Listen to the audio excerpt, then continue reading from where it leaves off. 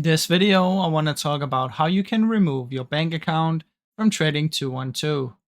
Now, what you want to do is first head into these three stripes and click on Manage Funds.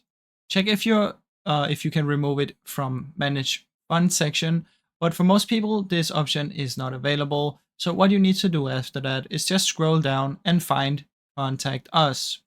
Now it will look like this one in there. And once you click on Contact Us, this one will open. Simply press Start New Chat, and then you want to chat with the live support about removing your bank account. Now keep in mind, usually for this you need to provide some sort of identification, so it can be providing a picture holding your ID next to your face or something like this, and then they will be able to remove it. Now that's basically how it works, and that's it. I hope you enjoyed this short video. If you did, please leave a like and subscribe, as it helps me out a ton. Thank you so much for watching.